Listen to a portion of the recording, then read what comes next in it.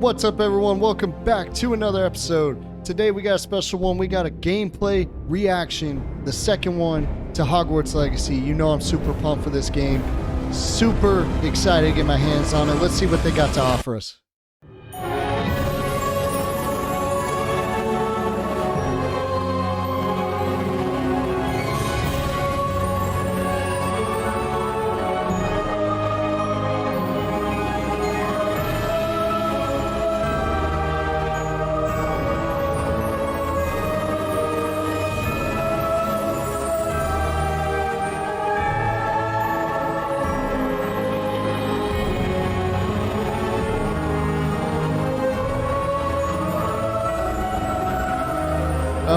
I get the chills every time I see that. Such a beautiful world, huh? Hey everybody, welcome to the Hogwarts Legacy Gameplay Showcase. I'm Chandler Wood, Community Manager here at Avalanche Software, and I'm honored to introduce you to our panel today. First up, we have community guest host, Ben Snow. Oh my god, I can't believe this is happening. Thank you so much for having me. And from the Avalanche team, we have Game Director Alan Tu. Hello everybody. And Systems Designer Mackenzie Toner. Hi. And finally, just off-screen capturing gameplay for us, Andrew Coram. Today we'll be giving you a taste of the open world via broom flight, a deeper look at combat using the Dark Arts Battle Arena, and a look at your personalizable home within Hogwarts, the Room of Requirement, where we may even see some beasts.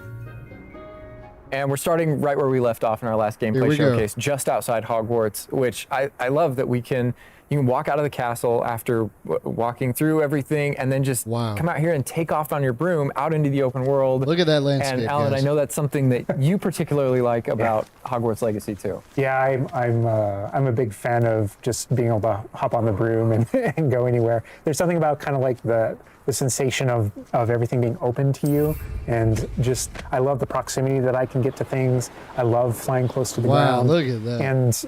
And I notice how it I looks kind of like wanted the to talk about it just because I feel like just hitting the your brooms face. are fun for me, not just because of all those feelings of exhilaration, but because they're not just I have a broom and it's done. I actually kind of like some of the mechanics in it. So you see in the lower right there's a meter there, and occasionally as Andrew's kind of flying up or flying down, you might notice it draining or not. And this isn't the present day where all the broom technology is well known and advanced and everything that we know and love. This is an earlier time where they're still trying to figure out, we're not at the 3,000 yet. We're at we're at the 11. So. Oh my goodness, I'm just so speechless right now because this is just so beautiful. The world just looks so. By the way, the broom, is that like the only one, or can you like upgrade that broom to go faster? Yeah, so we have a shop in Hogsmeade, actually a broom shop. And so that sells a variety of different brooms. And it was important to us that the player could customize themselves based on their own aesthetic. So they're purely cosmetic. But if you talk to the shopkeep and help him out, he'll actually sell upgrades. Yeah, and those upgrades will make it so that where normally the broom, you can only fly, you can only go at max speed. It's kind of like a turbo meter down there. You can only go at max speed without the meter going down, kind of closer to the ground. And as you raise into the air, you'll notice the meter drop. And so those upgrades will allow you to increase that distance from the ground. Oh, that's crazy. And the broom owner at the sporting goods store in So basically, he's just saying that the higher you go, it's going to affect your stamina for your speed on broom flight, which is a crazy concept because you got to assume that it will get a little bit harder as you go higher into the air. Controlling your broom, it might take a little more out of you. But the lower you are to the ground, you get unlimited stamina to that. So that's going to be important when it comes to gameplay. Hogsmeade is trying to perfect the broom and get better at it and know it better. And you can participate that and get better and better brooms through that. I see. And I love that mechanic encourages you to actually explore the world and kind of stay close to the ground. It's not just a travel mechanic, point A to point B. You're not just flying high over everything, although it is beautiful, something I really love doing, but as well, there's lots to explore on the ground, and so kind of keeping you down at the ground level. And to me, it feels like it's got this kind of surfing vibe over the. Oh my god! Like I'm just like I want to snatch the controller from Andrew right now because I want to go to the mountaintop, I'm going to that forest and to that hamlet, or I don't know if that's how it's called. I think that's what it is. No, it's awesome. We're actually gonna land here, and I feel like I feel like that you call it a hamlet is just perfect, just because that's what we refer to it as. And so we all know from lore that Hogsmeade is the only all wizarding village within Britain. But we wanted other opportunities to kind of meet other characters out here and to kind of populate the landscape, so it's not just kind of, barren as you leave out this direction and that direction. And so we just imagine these different dwellings, these different smaller locations that wizards might live in out in the Scottish Highlands. And so it's those, and so we refer to those as hamlets, and they're opportunities to learn those wizard stories, how those different locations have kind of like learned to live, what their relationships are with characters at Hogsmeade and Hogwarts. And so they're both quest opportunities out here and a chance to kind of get to know more of the area, even beyond Hogwarts and Hogsmeade that we've already experienced. And you also notice on the mini-map, like lots of little icons, and each one of those represent gameplay in the hamlets that you can participate in, whether it's a vendor or different puzzles and challenges or different secrets that exist. Each one of those icons are different opportunities for gameplay. And you'll notice that same thing as we venture out into the open world as well. So when you go out into the open world and you see those icons, whether they're on the mini-map or on your map or off in the distance, those things are opportunities to say, like, I want to increase my inventory capacity. They're puzzles left behind by old wizards, that you can solve that actually grant you those. If you see ruins off in the distance and you visit them, you might find opportunities to actually expand and learn about your ancient magic. And as you kind of encounter different enemies dotted on the landscape, sometimes making those you characters, have to explore the dark world wizards, around you might be hoarding different unlock certain abilities magical as well, not resources just that are valuable to you as you're playing the game. So each one has kind of like a way to connect to our gameplay loops and provide different opportunities that just kind of reward you for poking around. I mean, I right away want to just cover all of those points on the map just by going over there. Well, we've flown on a broom already, but there is something that we haven't done so far, and that is getting on our flying mount. We're going to hop on our Onyx Hippogriff here. The Onyx Hippogriff is our pre-order bonus. Oh my god, there he just like pops out of the bag. Oh wait, you can use it as a horsey? I mean, a horse? I mean, that is a horse? Yeah, as a hippogriff, you can totally ride it like a ground mount, and you can lift off into the air. And we tried to make sure that each of those interactions, so the broom's really good at reaching that top speed, at kind of traveling the world as quickly as possible, but sometimes it's really nice to get on the hippogriff because of that ground speed or those transitions, and sometimes it just feels amazing just to be riding around on a hippogriff. Oh, so I'm noticing on the hippogriff, really you don't have that stamina. I don't know, it's a great feeling being on it, and it's a great feeling managing those transitions, kind of going from run to fly. So it's almost like a perk. We tried to make sure that each one of these things that you use can your interact broom with all the time, have a unique identity and a reason for being. And have that stamina bar. Oh my god, like I see like different like areas, like a swampy area. By the way, can you go to like entire map anywhere you go? There are regions that are like locked from you? Yeah, as soon as you, there's kind of a moment where the world kind of opens up to you outside of Hogwarts as a student, and right from that moment, early on in the game, you can go wherever you want. And so you might find more difficult challenges in different areas, and you'll see different spots as Andrew's moving around, like you mentioned, the swamp. But there, we have got like a coast, and we've got different types of environments out in the world just to kind of pepper your experience, reward you for exploring, keep things fresh. All those things exist as we're moving around. So cool. I love that windmill. It's like so rustic. Like I keep forgetting that this is like 1800s. The Wizarding World we've never really seen before. Like it feels so authentic. Like it's part of it. Yeah, I love this vista too, and I'm gonna have Andrew stop here. We're gonna use a bit of dev magic to change the seasons. Actually, I want you to see what this world looks like, covered in snow. Yes. Yes, please. Yes. I love snow. Show us. That's all I want. Wrong wavy. We have a little surprise. Oh my god, this is so beautiful. Oh my goodness. This is so pretty. Okay, it looks so realistic. Wow. Oh my god, it changes the landscape like completely. I can't even talk right now. I'm so amazed. Oh my god. By what Does it I'm have seeing. like actual like gameplay impact? Like impact on the gameplay? Or does it like it's just the weather of Scotland? Yeah, we really use it as a narrative marker through the game. So as you're progressing through your main storyline, it was important for us to kind of like have those moments that kind of felt like when you're reading the books or watching the movies where, you'll see kind of like the title card winter and now the landscape has changed and you're really feeling that passage of time while you're a student, going through your year at Hogwarts.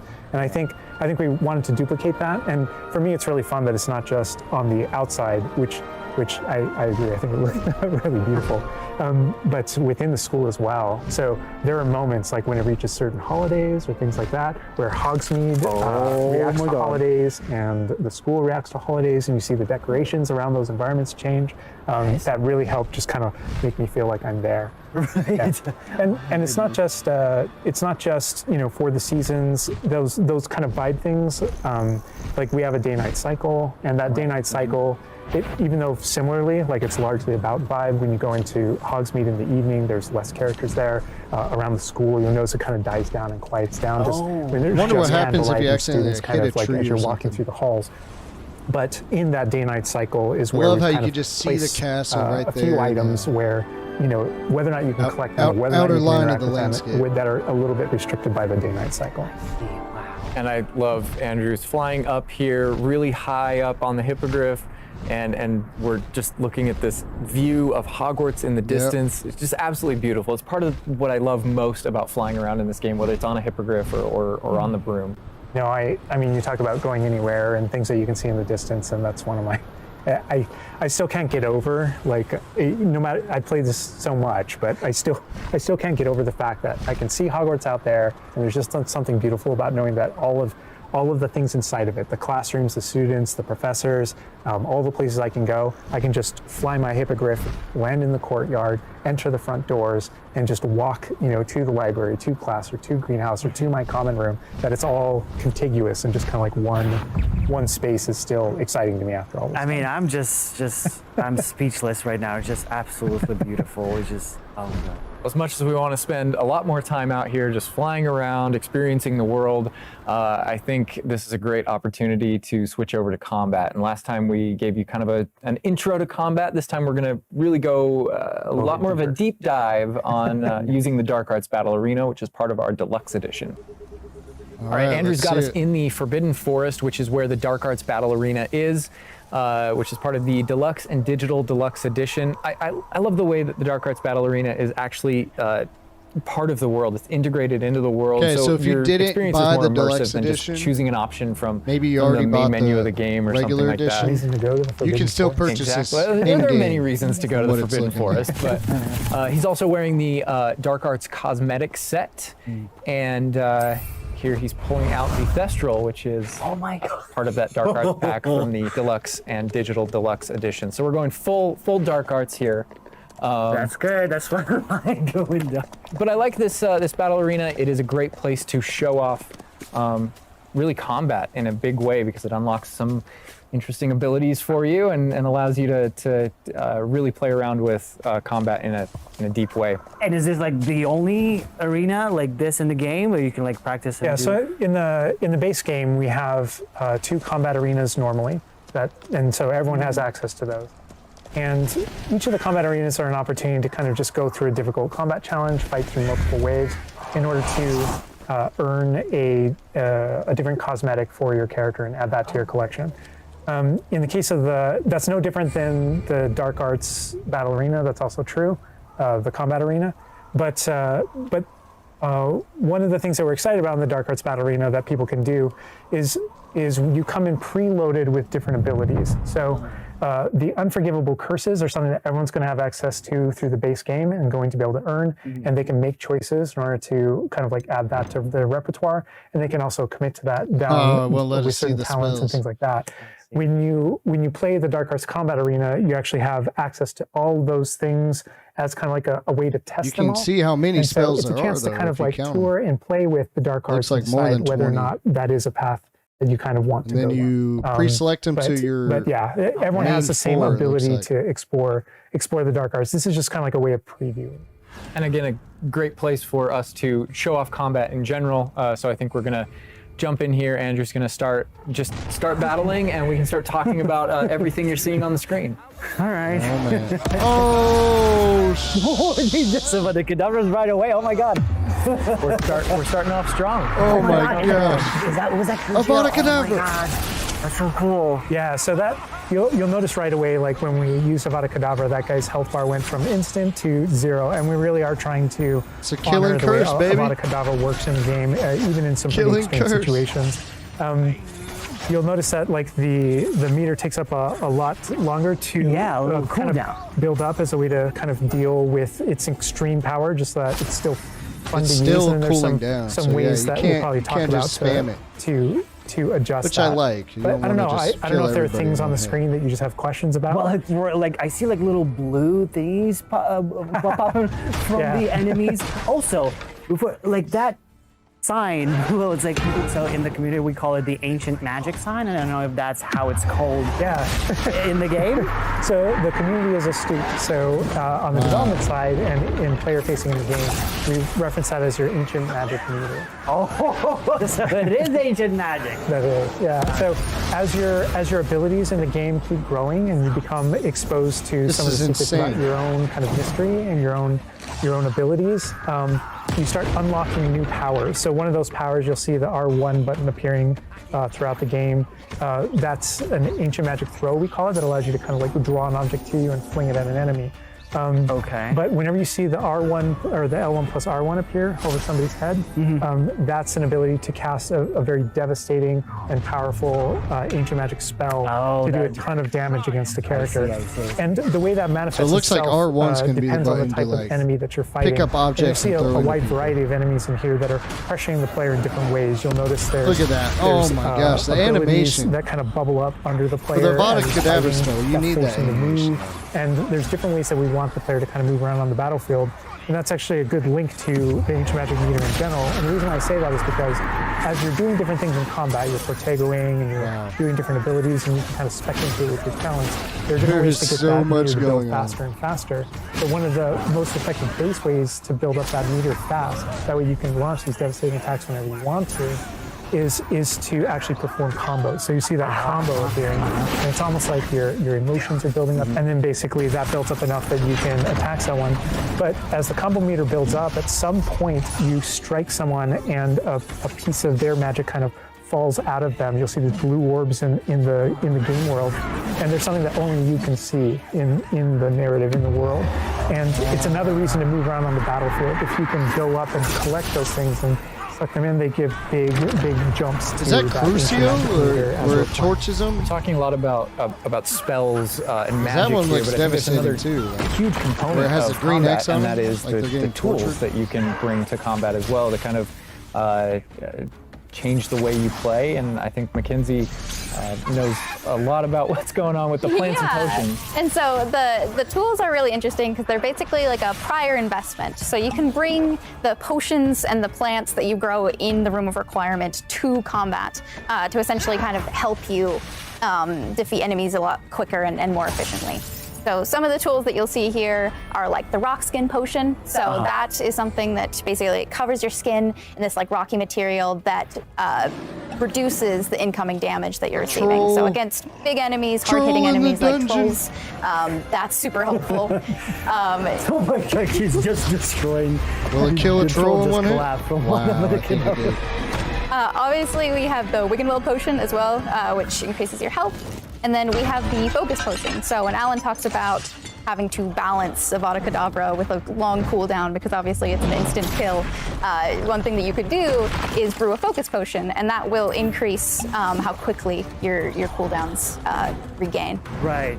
Oh my god, there's just so much like versatility, like in what the character is doing to the troll right now. Like he's just bouncing around the arena. He's like not. And So I'm the troll assuming makes you him have to move be a around pretty too, high like- level to be doing And all I of love this. that our plants are violent. It might take a Yes, while. and so that's like when we were talking about the This is like almost max the level stuff from setup what of it the arena. looks You like. also have plants that you can fight with, and so we have things like the venomous tentacula that you can put down, and it acts like a turret, and it just kind of shoots enemies around the battlefield. That is so cool. This is like a truly like Hufflepuffian way to approach the battle. Yes. No, that was super important to us. So there were these like multiple ways, and so you can see there's a ton of different things you can use. The mandrake is one, so you can pull it out and it stuns with its like piercing cry these enemies in a radius.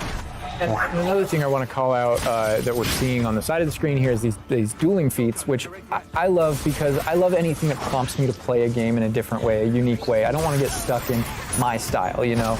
And so this is a way to, if you want to get stuck in your style, go for it. If you just want to blast people with spells, go for it. But we also want to have some things over here that may make you use That dude was certain just plants or floating in certain the air. potions or block more or...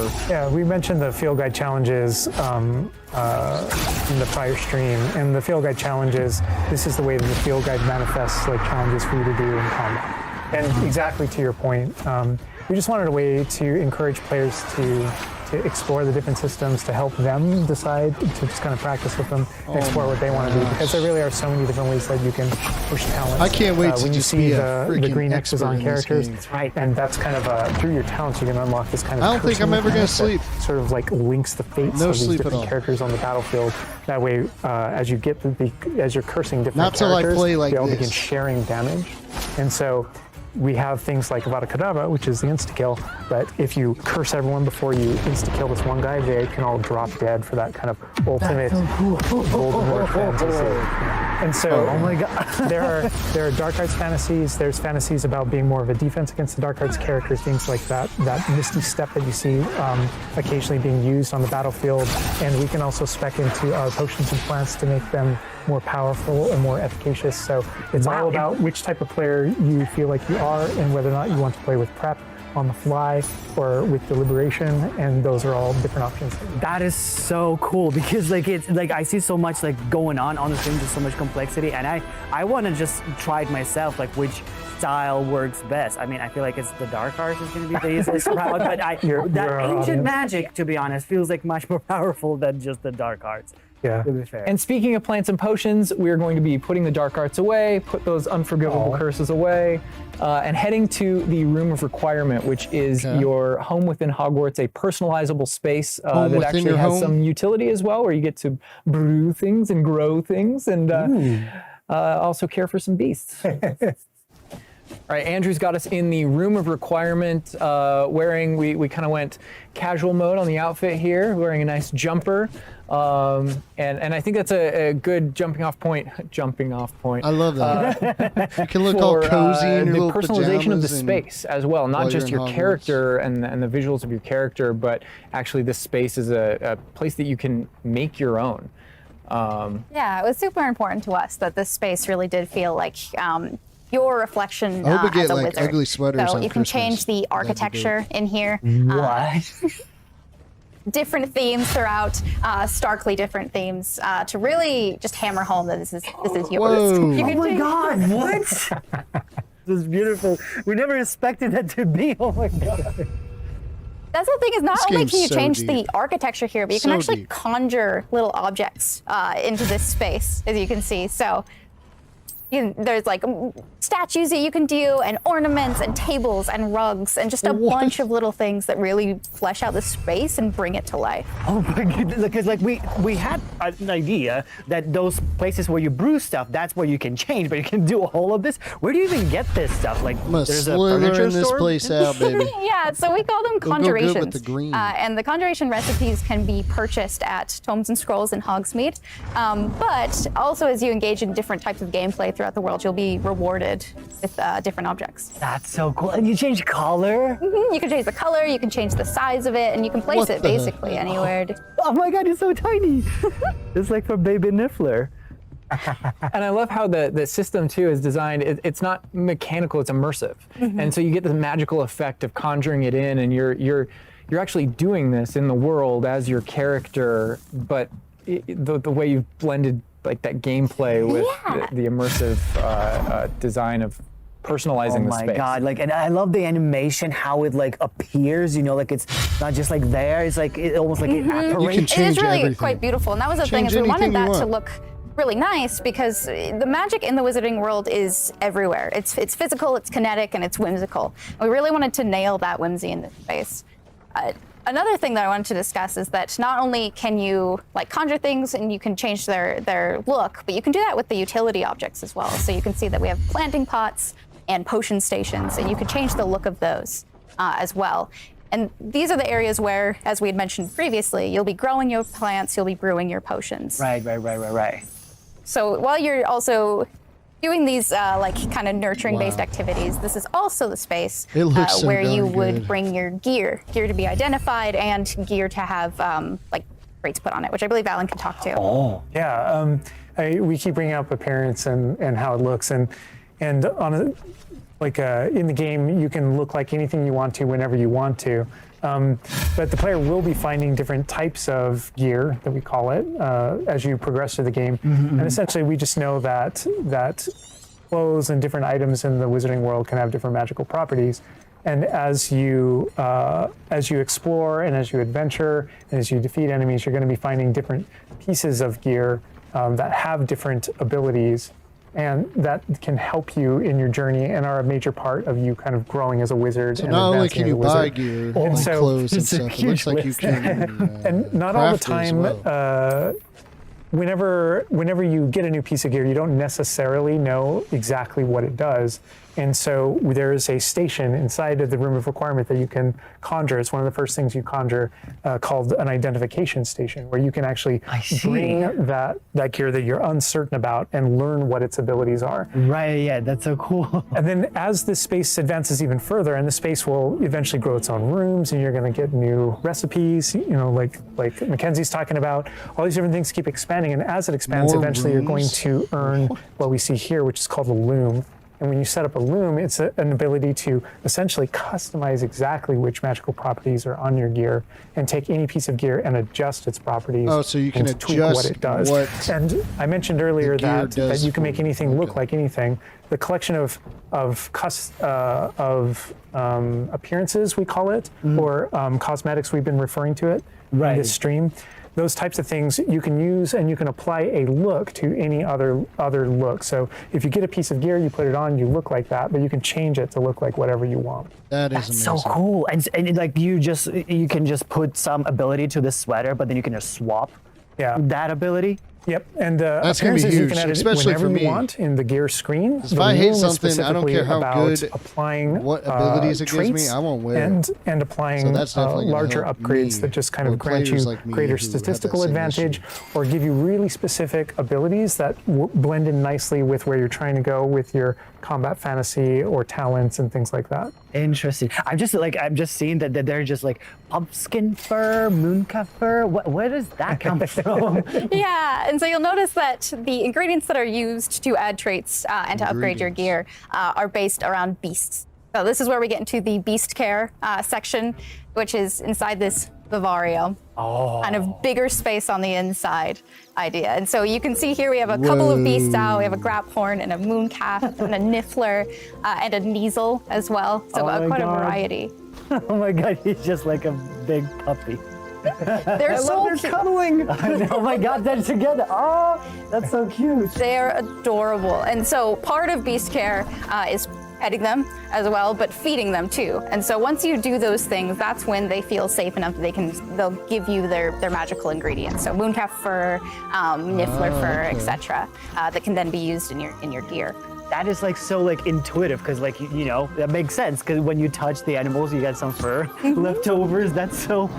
Oh my god. Yeah, and we really want to hammer home the fact that this is like a home that you're making for them. So in the overland, you can find these beast dens and rescue these beasts. Part of doing so is brushing them and feeding them food as well, and to build that relationship with your beast.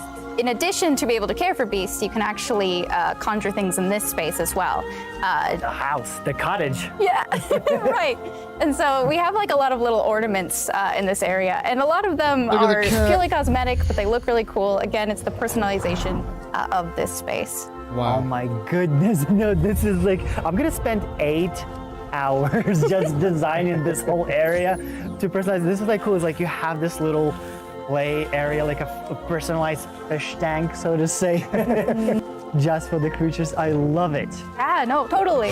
And there's like a decoration aspect, but there's also, we were saying inside as well, is there's a utility aspect to it too. So as you progress in the game and you're able to purchase more conjurations, you're able to speed up your process. Whoa. So one of them, for example, is the food processor, which it allows for the beast in the space Oh, it's to an animal automatically get feeder. feed, so you don't have to do it manually. And so you're really building the progression for yourself here. In addition, there's also a toy box where you can play with your beasts. You'll see here, yeah. So you can, No there's a freaking bunch of way. toys in it, and each beast has their own favorite toy. So as you can imagine, the moon calf really likes the moon ball, or the Neasel, as like a little cat, really likes to chase the yarn ball as well. Right. And they're super wow. cute. Oh my God. Watching them, it's so cute.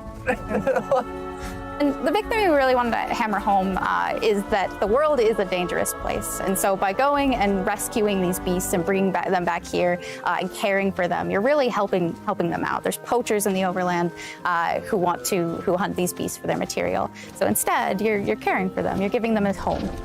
Right. Oh my God, this Raphorn is just gigantic. But he looks like my dog. Right now, for sure. Oh, you could actually name them as well. So like your dog. Yes. So getting back into that personalization, you know, yeah, we didn't want you to just like throw in, oh, here's a Graphorn in here. Like, I'm gonna this name can him be Rocky. named whatever Andrew's about to name them. Bruce. That's a good name. What's up, Bruce?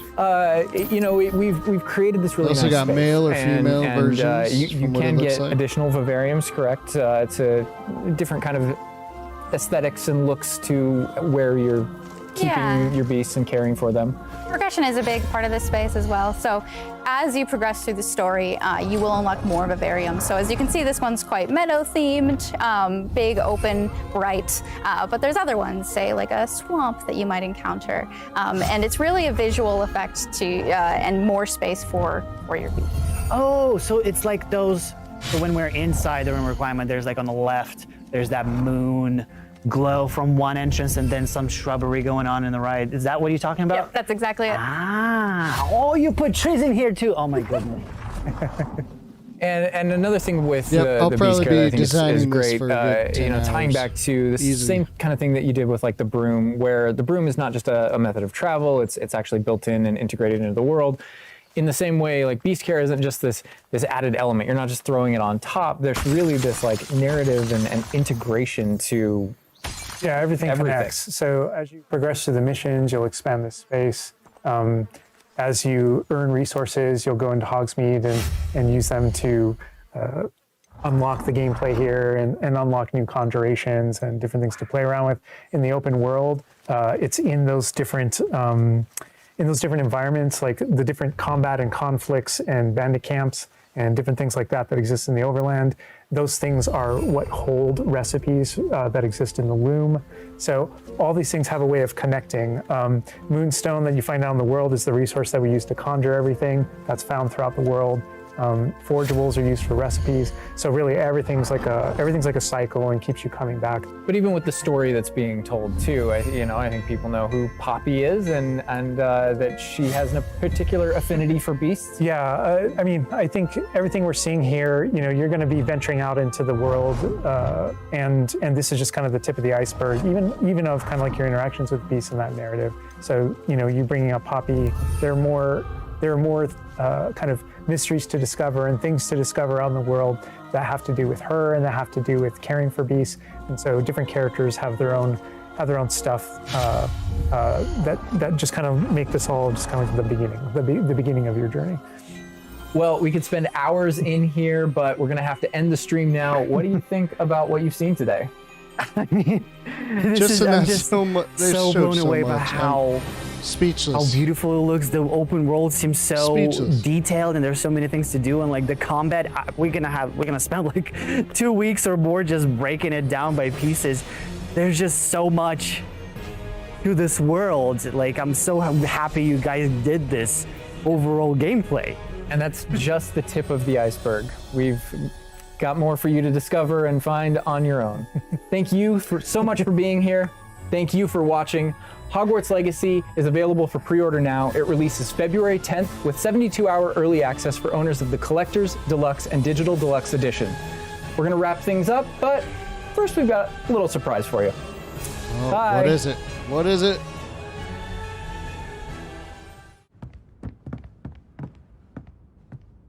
What is this? Headmaster's quarters?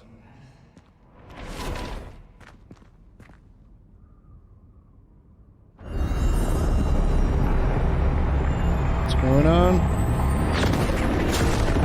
Oh, shit.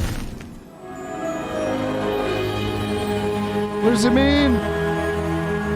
What does it mean? What is it? What does it mean? Hold on, I gotta see that again. What is this? It's a book?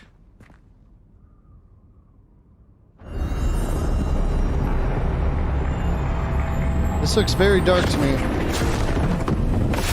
You get sucked into a book. I think that happened in the movies with Harry. I don't remember.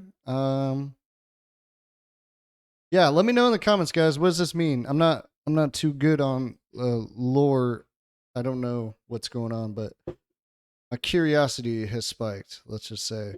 So, final thoughts, guys. It looks very polished. It looks amazing. It looks ready to play right now.